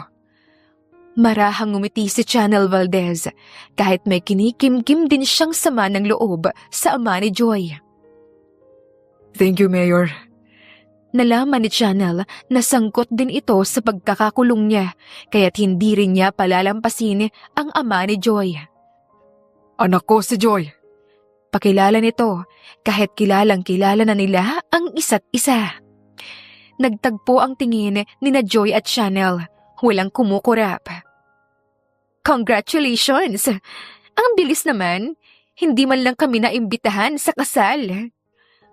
Sabi niya na may kasamang insulto habang pilit ang mga ngiti. Narinig iyon ni Raymond. Agad tumalim ang tingin nito. Bakit ganyan ka magsalita, Miss Villanueva? Sinasabi ko lang naman, para kasing suplada yung asawa niyo. Hindi marunong tumingin ng utang na loob.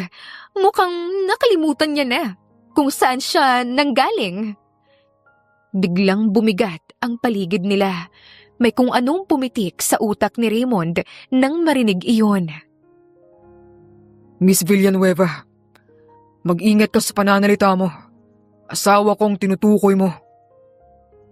Mayor, hindi mo ba tinuruan ng magandang asal ang anak mo? Ayoko siyang mapahiya, kaya sana mag-ingat siya sa pananalita. Lalo na tungkol sa asawa ko. Nagulat si Joy. Hindi niya inaasahan ang ganoong tono. Kilala niya ang presidente sa pagiging istrikto, pero hindi niya akalain na ipagtatanggol nito si Channel.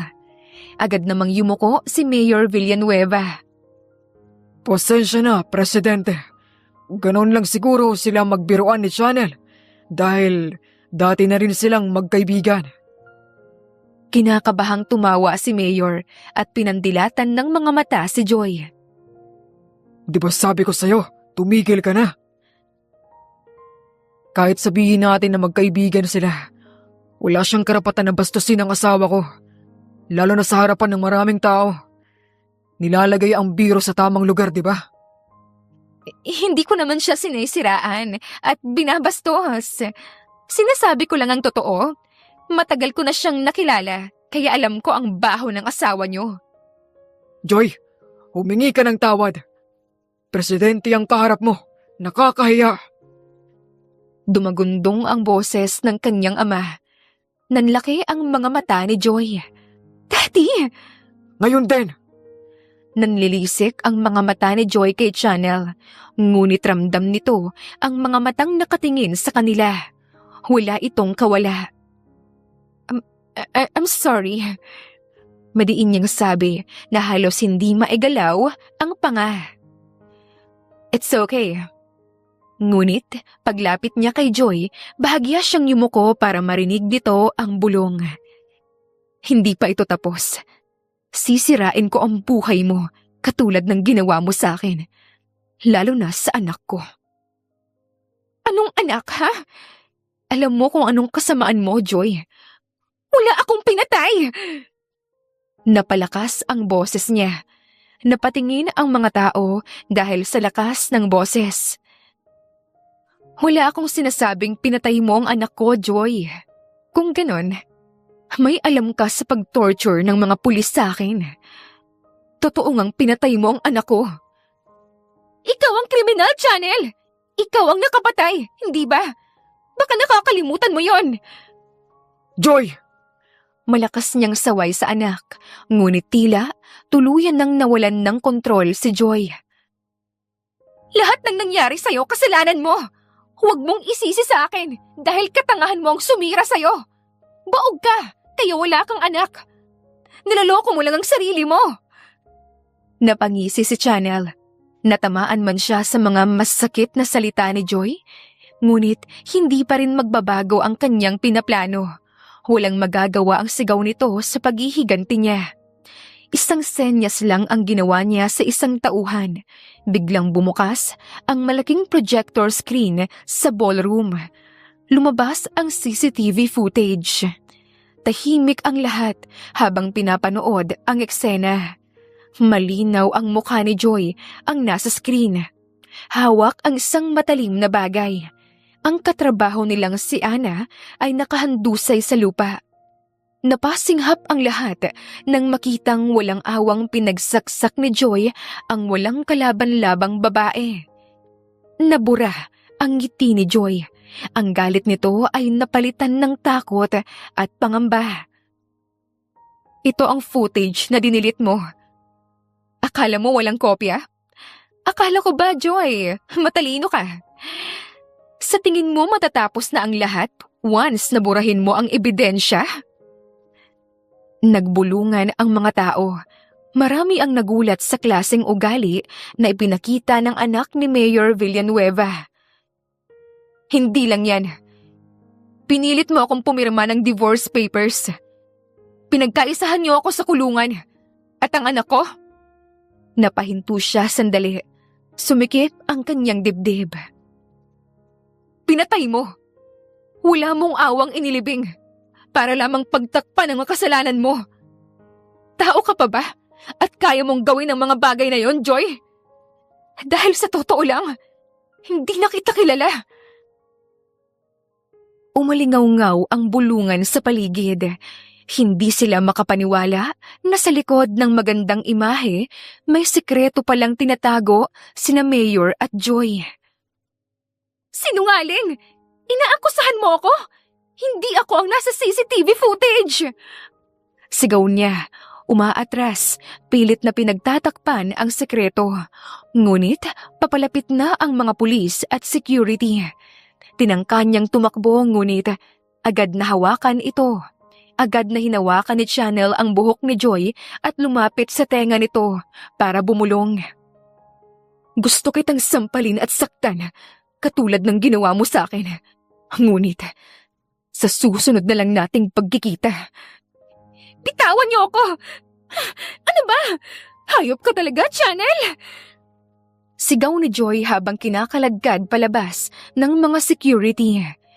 Kahit ang ama ni Joy, kinakaladkad din. Nakasunod naman ang mga pulis rito. Tahimik na nanonood si Channel. Hanggang sa makalipas ang ilang minuto, biglang pumasok sa eksena ang dating asawa ni Channel. Humahangos si Kurt at pawis na pawis, halatang galing sa pagmamadali. Sinenyasan ni Channel ang guards na hayaan si Kurt na makalapit. Nangangati ang kanyang kamay na sampalin ang dating asawa na ngayon lamang nagpakita sa kanya. Tila bigla siyang bumalik sa panahon na naghihirap siya sa kulungan habang hinihintay ang pagbisita nito. Kita ang gulat sa mga mata ni Kurt nang makita siya. Ayaw ni Channel ang mga mata ni Kurt na parabang nagsisisi ito. Lumapit si Kurt, litong-litong tinanong si Channel. Totoo ba to? Kinasal ka sa presidente? Paano ka nakalaya? Napaismid si Channel sa huling tanong ni Kurt. Bakit? Iniisip mo ba na hindi na ako makakalaya pa? Hindi ba ako pwedeng sumaya, Kurt? Ikaw lang ba ang pwedeng ikasal pagkatapos ng divorce? Hindi ko hahayaan na maging masaya ka. Habang ako, naghihirap dahil sa kagagawan ninyong dalawa. Napayuko si Kurt. Hindi ko alam na nakalaya ka na. Masyado lang naging magulo yung utak ko. Patawarin mo sana ako, Channel. Hindi ko alam ang ginawa ni Joy. Wala akong kinalaman sa krimeng ginawa niya. Kung alam ko lang... Kung alam mo lang na ano, ha? Iiwan mo ba siya? Dahil ba nalaman mo na anak ako ng attorney at asawa ng presidente? Napayuko si Kurt at napakagat sa labi. Hindi sa ganun. Love, balikan mo ako, please. Ayoko na kay Joy. Nagsinungaling siya sa akin. Ikaw ang mahal ko. Galit lang ako kaya ako nagawa yun. Sumilay ang galit sa mga mata ni Channel at napakuyom ang kamao. Nalaman mo lang na mayaman at makapangyarihan na ako, kaya gusto mong bumalik sa akin. Hindi mo ako mahal, Kurt. Galit ka nga talaga sa akin dahil nagawa mo akong saktan. Buong akala ko, ako ang may kasalanan kung bakit hindi naging maganda ang relasyon natin. Ngunit napagtanto ko na ginawa ko ang makakaya ko. At ikaw itong nanloko sa akin. Umiwas si Channel kay Kurt at nanginginig ang boses na nagpatuloy. Siguro, hindi mo pa alam na may anak na sana tayo. Ang babaeng pinagpalit mo sa akin, ang siyang pumatay sa anak natin. Hindi ko na dapat sinasabi sa'yo dahil tapos na yon. Wala na ang anak ko. Alam mo, nang dahil sa ginawa mo, para mo na ring pinatay ang anak natin. Susubukan niyang kalimutan ang dating buhay niya kasama si Kurt. Ngunit hindi makakalimutan ni Chanel ang kanyang anak kahit masama ang naging ama nito. Hindi makasagot si Kurt sa pagkabigla. Pinatay niya. Anak natin. Hindi na naituloy ang pag-uusap nilang dalawa nang humarang si Raymond sa harapan ni Kurt. Guards, dalihin niyo na siya sa private lounge. Utos ni Raymond sa mga guards na agad na lumapit at hinila si Kurt na panay ang pagmamakaawa kay Chanel.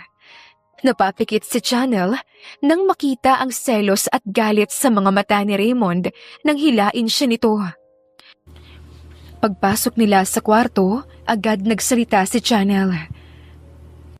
Hindi ko na siya mahal, Raymond. Huwag kang mag-alala. Ngumiti siya at hinawakan ang braso ng asawa.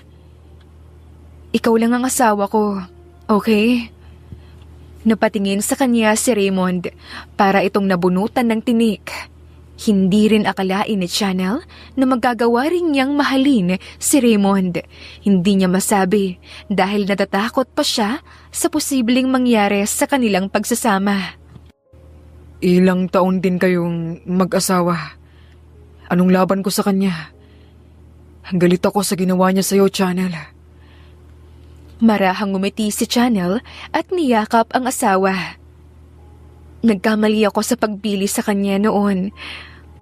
Dahil naniwala ako sa tagal ng relasyon namin. Kung iisipin, masigit na may laban ka kaysa sa kanya. Bukod sa kapangyarihan at pera, hindi niya kayang lampasan ng katulad mo.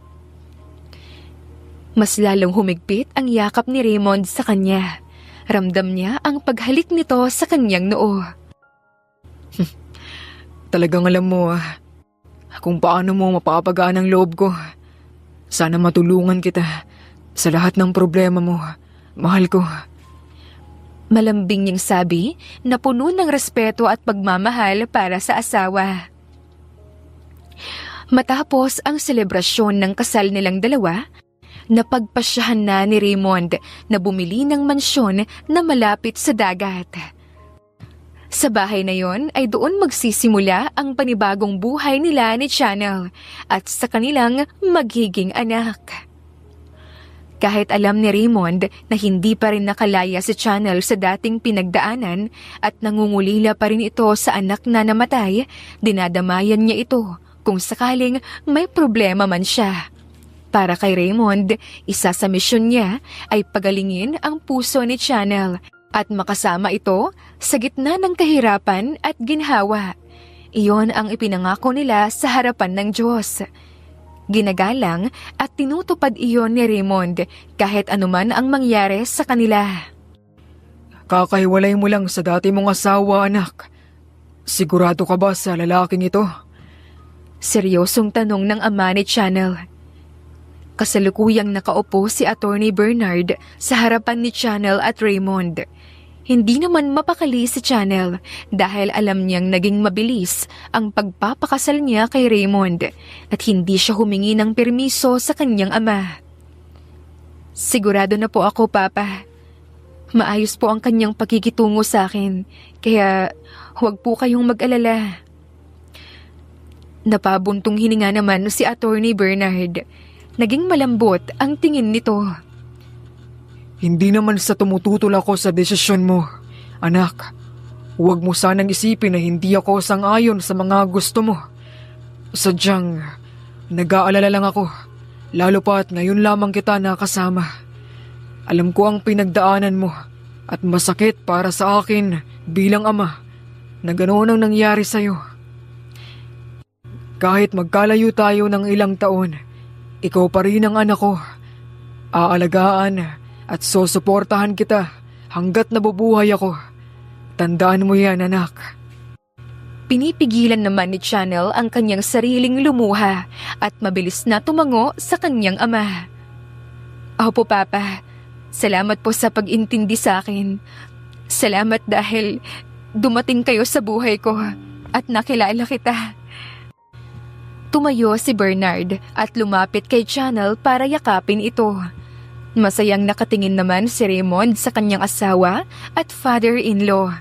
Ngunit napasimangot si Raymond nang magsalita si Attorney Bernard. Akala mo makakatakas ka sa akin, Mr. President? Naiinis pa rin ako sa'yo. Kaya pala panay ka tanong tungkol sa anak ko, ah. Nakangising niyang pahayag, tila hindi natutuwa sa naging son-in-law nito. Kailangan mong patunayan sa akin na karapat-dapat ka sa aking anak. Patunayan mo na hindi siya nagkamali sa pagpili sa'yo, Raymond. Kilala mo na ako, attorney. Alam mong tinutupad ko ang lahat ng mga pangako ko. Nagselos ka lang dahil inagaw ko yung anak mo sa'yo. Sa sandaling iyon, napuno ng sermon at tawa ang bagong bahay ni Raymond at Channel. Napangiti naman ang babae. Wala na siyang hihilingin pa dahil kasama na niya ang kanyang ama na matagal nang hindi niya nakapiling at ang bago niyang asawa na lagi siyang iniintindi.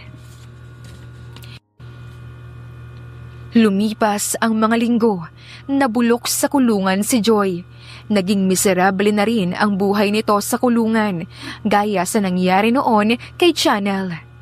Naisipan niya na bisitahin ito at gawin ang gusto niyang gawin kay Joy. Sa loob ng malamig na selda, nanlilisik ang mga mata ni Joy nang makitang nakatayo si Channel sa harapan ng selda. Masaya ka na ba, ha? Hindi pa ba sapat sa'yo na nasa'yo na lahat, Channel? Ikaw na ang mapagmataas. Ano ba bang kailangan mo sa akin? Hindi pa. Kulang na kulang pa ang mga sinapit mo ngayon, Joy. Hindi kita titigilan hanggat hindi mo nababayaran ang kasalanan mo sa lahat ng dinamay mo. Hindi ka magtatagal sa taas. Tandaan mo yan, Channel. Kapag ako nakalaya rito, ikaw ang una kong papatayin. Nagngingit-ngit ang mga ngipin ni Channel at mabilis na hinila ang buhok ni Joy na ikinadaing nito. Hindi na ako yung dating babae na kaya mong tapak-tapakan, Joy. Ikaw na ngayon ang mabubulok sa kulungan. Papatayin din kita kapag nakalabas ka rin ng kulungan. Natatandaan mo pa ba yung mga ginawa mo sa akin? Puputulin ko talaga yung mga kamay mo sa susunod na pagbisita ko. Kaya humanda ka. Isasama ko rin yung ama mo sa binabalak ko para may kasama ka naman. Mariin niyang bulalas at malakas na inuntog ang ulo ni Joy sa rehas. Nang magwala si Joy, agad siyang hinawakan ng mga gwardya at inilayo. Pinagtulungan naman ng mga pulis si Joy para patahimikin ito. Gaya ng sa gustong mangyari ni Channel, hindi niya ginawang madali ang pagkakulong ni Joy at ng ama nito. Tahimik na lumabas si Channel sa presinto. Gusto man niyang parusahan pa ang mga nanakit sa kanya, ngunit naisip niya na ang paghihiganti niya ay nababase sa kung anong ginawa ng mga tao sa kanya. Gagawin niya iyong sobra. Hindi lamang si Joy ang sinadya niya sa presinto. Gusto rin niyang tulungan ang mga nakakulong na wala namang kasalanang ginawa, na na-frame up lamang katulad niya. Iha, ang laki na ng pinagbago mo. Siguro may dahilan talaga kung bakit tayo nagkita. Iyon ay para matulungan din kami na walang kakayahang bumoses. Emosyonal na saad ni Aling Rosa noong nagkita sila sa presinto. Kahit ang ilang mga kababaihan ay naiiyak na rin dahil makakalaya na sila kung sakaling mapatunayan na wala silang kasalanan. Maraming salamat at naniniwala ka sa amin, Channel. Akala ko malabo na kaming makakalaya pa. Ngunit binigyan mo kami ng pag-asa na mauungkat muli ang kaso namin.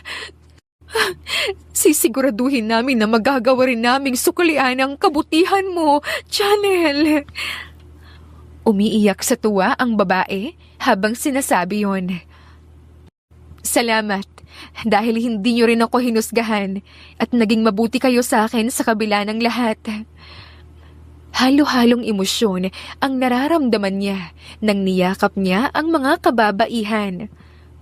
Sa araw ding iyon, napagtanto ni Chanel kung ano ang purpose niya sa buhay, kung bakit kailangan pang mangyari ang trahedya bago makuha ang gusto niya.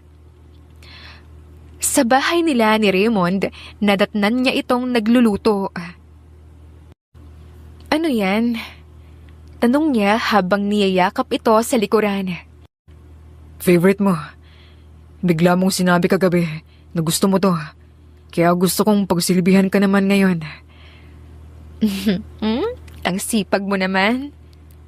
Kahit busy ako, kailangan pa rin kitang alagaan.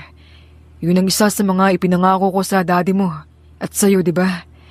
Nililigawan pa rin kita kahit na mag-asawa na tayo. Katulad ng sinabi ko sa'yo noong nagkakilala tayo. Hindi alam ni Chanel, ngunit may hinala na si Raymond na buntis ito. Mas madalas ang pagkahilo nito. Mas sensitibo ang pang-amoy, kaya para makasigurado, nagiging maingat ang kilos ni Raymond. Ngunit hindi maiwasan na mapansin ni Chanel ang mga kakaibang kilos ng asawa niya. Halos hindi na nga makakilos si Chanel dahil palaging sinasalo ng asawa nito ang mga gawain. Raymond, kaya ko naman magluto. 'Di ba may trabaho ka pa? Pumasok ka na at baka malate ka pa. Lumingon ito at hinalikan ng marahan ang kanyang noo. Tinapos ko na ang trabaho ko kagabi, kaya ako na. Mas gagaan ang loob ko kung magpapahinga ka. Malambing niyang tugon na ikinanguso ni Chanel. Natawa na lamang si Raymond at ilang beses na ninanakawan ng halik ang asawa at niyakap ng mahigpit. Habang kayakap niya si Chanel, pakiramdam niya, tutulo na ang kanyang luha sa tuwa at kasabikan na baka nagdadalang tao na nga talaga ang kanyang asawa. Makalipas lamang ang isang buwan, hindi makapaniwalang buntis si Chanel. Ilang beses niyang tinitigan ang maliit na piti sa kamay niya. Raymond, buntis ako. Emosyonal niyang balita at marahan niyang iniabot ang hawak na test kit kay Raymond. Ilang segundo pa ang lumipas bago nito tuluyang naintindihan ang ibig sabihin ni Chanel. Buntis ka nga, mahal. Noong una may hinala na ako, ngunit totoo nga. Halos maiyak na si Raymond sa sobrang saya. Pagkatapos, bigla nitong niyakap siya ng mahigpit. Kaya ba, kakaiba ang mga kinikilos mo noong mga nakaraang linggo? Wala akong kaalam-alam, Raymond. Magkakaanak na tayo. Raymond, natatakot ako. Paano kung may mangyaring masama? Paano kung muli siyang mawala sa akin? Hindi ko kakayanin na mawalan muli ng anak. Agad siyang pinaharap ni Raymond. Hinawakan nito ang mukha niya. Tingnan mo ako, Chanel. Hinding-hindi ko hahayaan na may mangyaring masama sa'yo o sa anak natin. Napahikbi si Chanel at muling yumakap rito. Lumipas ang mga buwan na puno ng pag-iingat at pag-aalaga ni Raymond. Dumating rin ang isang gabi na pinakahinihintay nilang dalawa. Manganganak na rin sa wakas si Chanel at sabik na rin si Raymond na salubungin ang pagsilang ng kanilang anak. Pagkaraan ng ilang oras sa delivery room, narinig ni Raymond ang malakas na iyak ng isang sanggol. Hinihingal at pawisang napaluha si Chanel nang ilapit sa kanya ang sanggol. Ano ko? Lalaki siya. Habang buhat naman ni Raymond ang sanggol, paulit-ulit niyang hinahalikan ang noo ni Chanel. Salamat dahil ligtas kayong dalawa. Mahal kita, Chanel. Natigilan si Chanel pagkatapos ay mahina siyang ngumiti. Mahal din kita, Raymond. Biglang napatingin si Raymond sa kanya. Hindi makapaniwalang nakatingin ito sa kanya. Ano? Ulitin mo nga yung sinabi mo. Mahal kita, Raymond. Mahal ko kayo ng anak natin. Simula ngayon, mamumuhay tayo ng payapa. Mas lalo namang napangiti si Raymond habang tinititigan ang kanyang mag-ina. Niyakap niya si Chanel at walang tigil sa paghalik na ikinatawa nito. Ang kwento ni na Chanel at Raymond ay paalala na ang pag-agaw sa taong may asawa at paggamit ng kapangyarihan upang mapasunod ang iba ay hindi kailanman nagiging tama. Hindi rin kailanman makatarungan na saktan ang sariling asawa dahil lamang hindi nito maibigay ang gusto. At lalong hindi tama na gumawa ng mga dahilan para lamang maipasa ang kasalanan sa iyong asawa. Ipinapakita ng kanilang kwento na ang bawat maling gawain ay may kapalit na kahihinatnan. Dahil sa huli, ang sakit na binibigay mo sa iba, babalik din sa'yo ng higit pa. Kaya mas mabuting piliin ang tama, maging tapat at mag-isip muna bago gumawa ng desisyon dahil ang maikling kamalian ay nagdudulot ng malaking pinsala na maaaring pagsisihan mo sa hinaharap. Wakas.